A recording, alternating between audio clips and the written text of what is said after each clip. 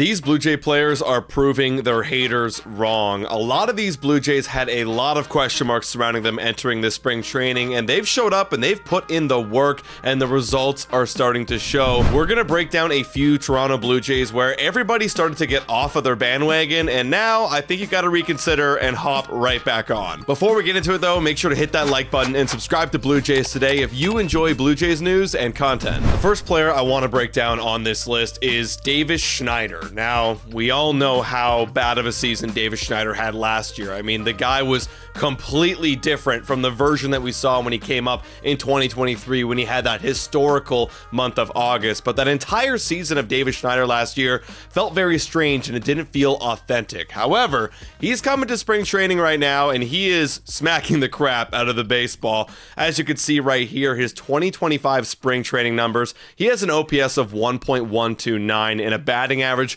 of 329, and as well 2 home runs, 9 hits, and 4 RBIs. Now, this is what Davis Schneider needed to do, because I think a lot of us were starting to think, well, if Davis Schneider shows up to spring training and he doesn't look good and he looks like he did last year, then it's time to go introduce some other new, faces to the lineup, like maybe you go and you replace him with a Ravis Martinez or an Alan Ronan or anybody else, Will Wagner, anybody else to provide some sort of pop to that offense. However, Davis Schneider might be securing his place in the roster based on what he's doing so far. And it's not just out of nowhere. There's some, method to this madness of how well he's performing right now. Davis Schneider, he said this recently in an interview, saying that he felt like last year, a lot of his hits, he was just trying to search for them. He was trying to poke stuff instead of getting his best swing off. And Davis said, well, I wasn't focused on doing damage. I was searching for singles and stuff like that. That's not my game. Getting on base and extra base hits, that's where I hold my value. And I think we all can agree with that. That's what we love about Davis Schneider the most. That's why we called him Babe Schneider, right? And so far, he's proving that in spring training. And like I said, and like we all said on this channel before, I mean, David Popkins is the new hitting coach of the Toronto Blue Jays. If he can provide that damage, then maybe he can provide some value to the Toronto Blue Jays. Now, is Davis Schneider going to be the starting everyday role like he used to be, like we want him to be? Probably not, but the Blue Jays are searching for a right-handed bat off the bench. Looking at the projected roster right now, the Toronto Blue Jays, there isn't a whole lot of right-handed bats coming off the bench right now. Projected right now, you have Addison Barger, right? You have players like Joey Loperfield, Will Wagner kind of at the bottom part of that lineup right there.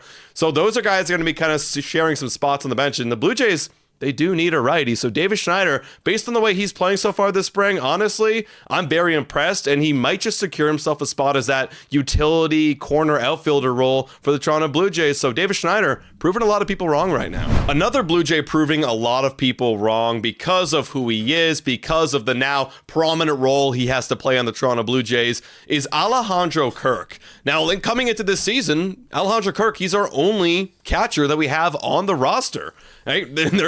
Yes, we have Tyler Heineman and maybe Bethancourt, but those aren't guys that we're going to be playing in big games in the postseason. Alejandro Kirk is going to be relied upon a lot because of his familiarity with the staff and because of what he can do with the bat. And this spring training so far, he has an average of 306. And now I know there's not a lot of slug. He does have 1 home run to his name this spring training, but that was never Alejandro Kirk's game. His game has always been the strikeouts to the walk ratio being very even, and as well the high contact. And we're not looking for a guy to be that 4-hitter, that all-star hitter like we were looking at years ago. No, we're looking at a guy at the bottom part of the lineup. This is the projected lineup in today's game on Thursday, March 20th, and you have Alejandro Kirk batting 8th right now. That's with a pretty complete lineup of Wagner, Guerrero, Santander, Bichette, Jimenez, Springer, and Varsho. Dude's batting 8th. So from the 8 hole, can you get that offensive production down there and flip the lineup over? Yeah, I know he's not going to be the wheels, but he's going to hopefully drive in some runs, get on base with some guys to hit some big bombs. So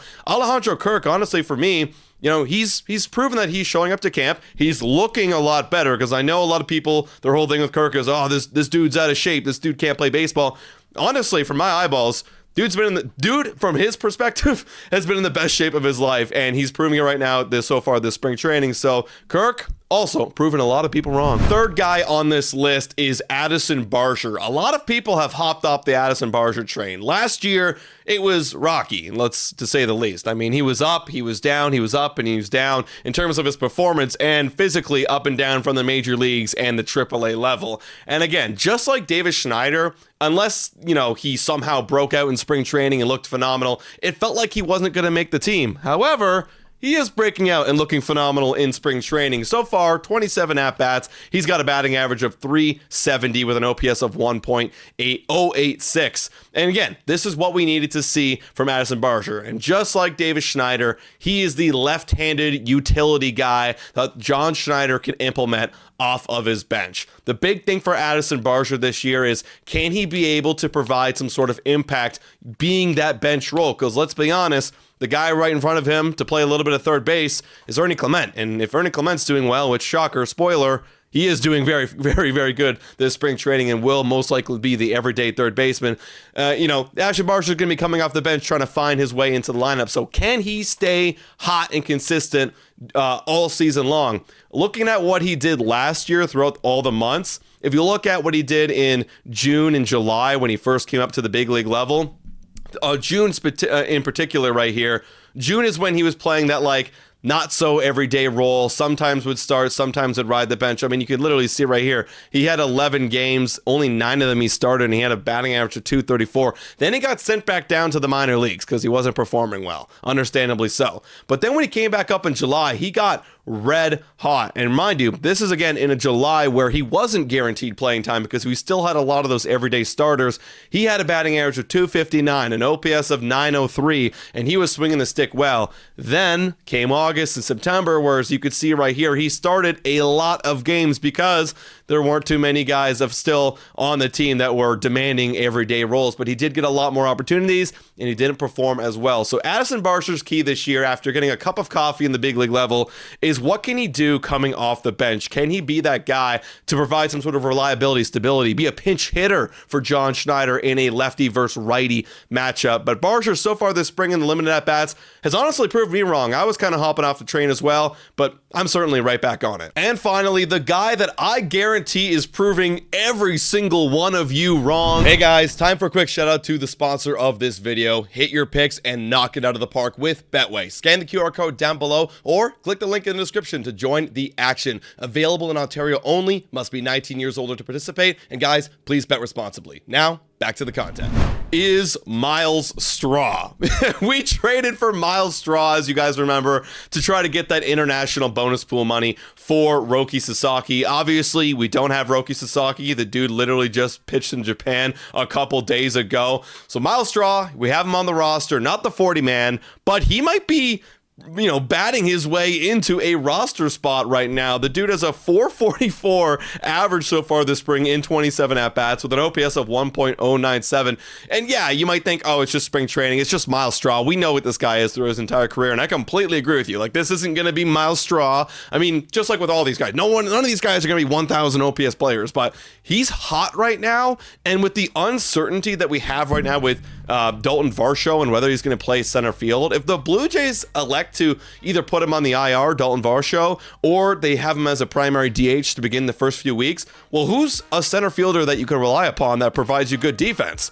Hello, Myles Straw. So why not, if you're going to pay for this guy anyways, why not use him in center field at least to begin the season if his bat's going to come out and be strong? We only need him to be hot for 2 weeks, and then boom, there's Dalton Varsho getting the regular day playing time. So I could say for certain, if you would be lying if you said, yeah, Myles Straw, great trade, let's put him in the everyday lineup at center field, he's going to be phenomenal. You are lying to yourself if you thought that. So hey, he's proving everybody wrong, and I like to see it because the Blue Jays, we're going to need to get out of the gate hot to start the season, especially with a very tough schedule. But guys, if I missed anybody on the Toronto Blue Jays who is proving the haters wrong, let me know down in the comments down below. Thank you so much for watching, and as always guys, go Jays go.